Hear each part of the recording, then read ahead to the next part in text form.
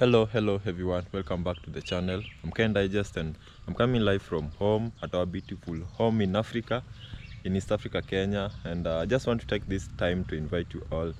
For the new subscribers, I'm so grateful for you guys subscribing to the channel. For my returning viewers, I'm so grateful for you guys too, for always coming back to support. And we are on a road to 5,000 subscribers. Currently we hit 1,500, which I'm also so grateful for that. And today is so chilly at our place with a few clouds, and it's so calm. Yesterday it rained at night, for the most part of the night, just drizzling. I think the rains are coming back slowly by slowly, which will be so grateful because we've been struggling with water, especially when building for the because when we started building it was a bit rainy and curing wasn't really a problem back then.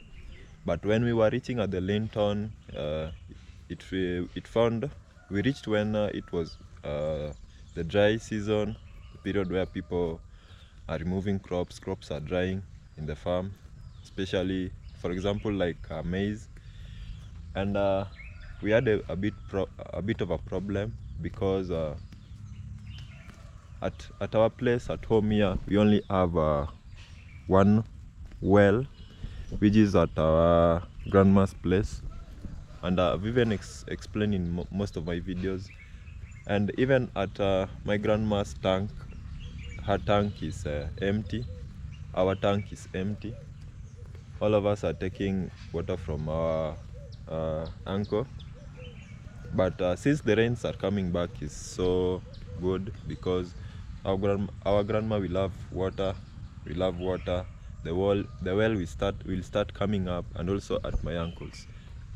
And that's a good thing. I hope it rains as soon as possible because we are in August.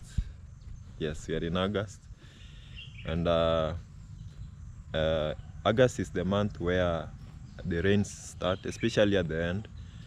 Yes, so now we are still removing the soil. I'm just giving you an update of the house and the topsoil.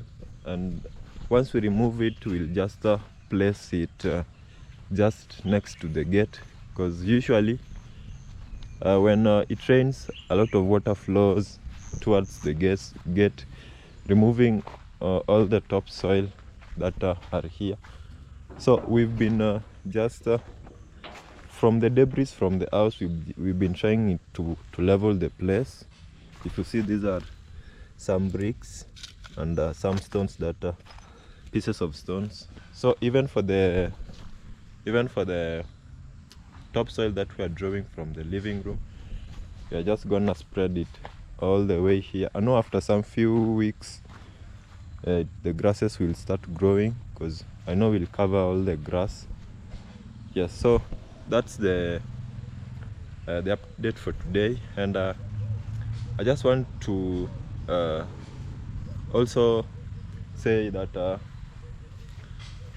my dad is working on it as we speak, so I'm just heading there to help him, because we are only two, and we just wanted to do a couple of things so that when the masons come, there isn't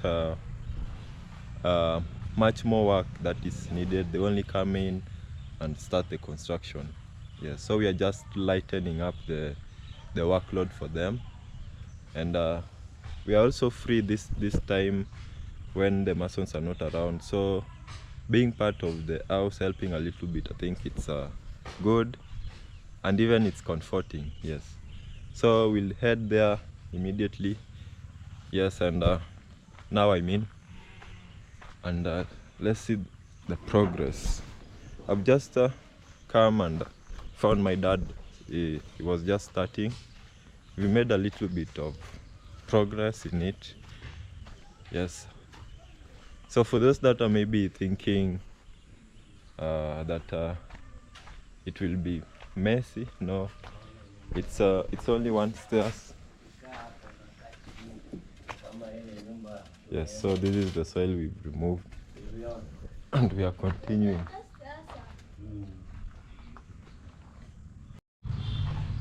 Yeah, so before I begin, I just want to say that for the changes we are doing, we had already contacted our main mason, so it's not like we are waking up and starting to make changes. So the mason came and measured the height of the one step we are making, because it's only one step, and it's not that deep that can really make someone fall, because after here we are gonna put the gravel. I used to call it maram, but it's gravel. It's usually red in color, so uh, it's not like the tiles are gonna be placed here immediately. We are just removing the topsoil, then after that we'll put the gravel. After that, that's when we'll also put the plastering. Then after plastering, it's when you're gonna put now the maybe tiles later. Yes, so if you do the calculation, the one step can't really make a huge change. It's not that a big step that can really make someone fall. And I just want to urge you guys to be patient, because you know, in construction the final outcomes really says a lot.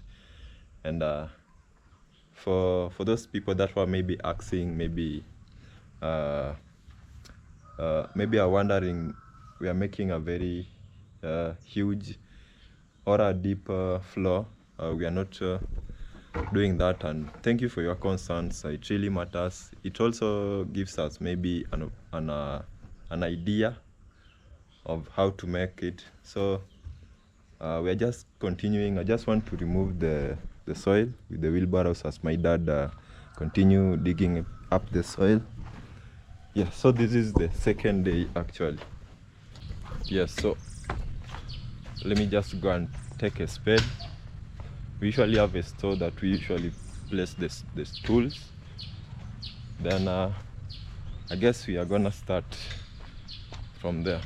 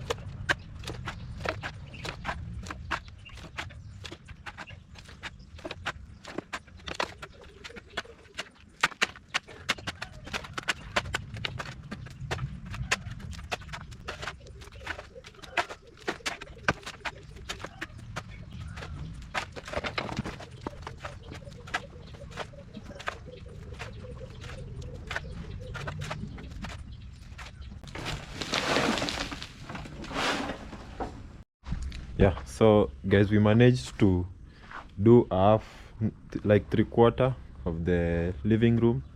The only part that is remaining is like half. So we will just come back again tomorrow, remove the topsoil that the heap you are seeing, and also remove the soil, the heap and the soil, so that the living room can become flat. Then after that is when we are gonna place the gravel, because we've dug it this much so that it can give us room to add the layers of soil how we want it. Because if we could have left it the way it was and add some gravel on it, and the slab, the floor could have been so high, not the way we wanted. And maybe for those that are maybe wondering what we were doing, whatever we have done today, we've just discussed with our mason, because he came and measured everything we've done is have been measured. So you just measure the feet, how you want it to be, how deep you want it to be first. Then after that you measure now the meters of each layer of gravel you want to place, because after the gravel is now you place the slab, which is this one. This is the slab, this one is the slab. And we've reached at the second course. This is the slab, the first and the second. There's another course down below. So after we've already removed the debris you're seeing, we'll add a layer of gravel. We usually use the red gravel. Then after the red gravel, if we add another layer of slab, it will reach almost here. Then after you put the slab is now when you make the floor. You can either decide to put tiles or not, but when we put those layers, the floor will just be okay, meaning the step won't be that deep as many of you may assume. So we are also taking some precautions, because we know this is a retirement house, and we are trying to make it as much comfortable as it's supposed to be. Yes, so we were working with my dad in the morning, because these are one of the ways of also engaging in the activities and reducing the cost. Because if we could have maybe asked the masons to come, it could have added another cost, yet we can do them easily, because we didn't even it's not something that it's so important that maybe we want to do it within maybe 2 days. We can do it within a week. Yes, because it's slowly by slowly. So by the time the masons come, they find an easy time. Yes, so we'll just continue with the work. The other rooms are okay. It was only the living room which we were working on currently. And the heap that are here, we had already placed them just in front of the gate, and we levelized it. The rains are coming. If you see, the sky is so dark. There's a little bit of wind. If you look at that tree, you see it's shaking. Yes, so it's about to rain. We are in August. And we've just finished the first week. Sorry for that. We've just finished the first week. We are entering into the second week, the third week, then the fourth. So rains are coming, and we just made the front of the gate.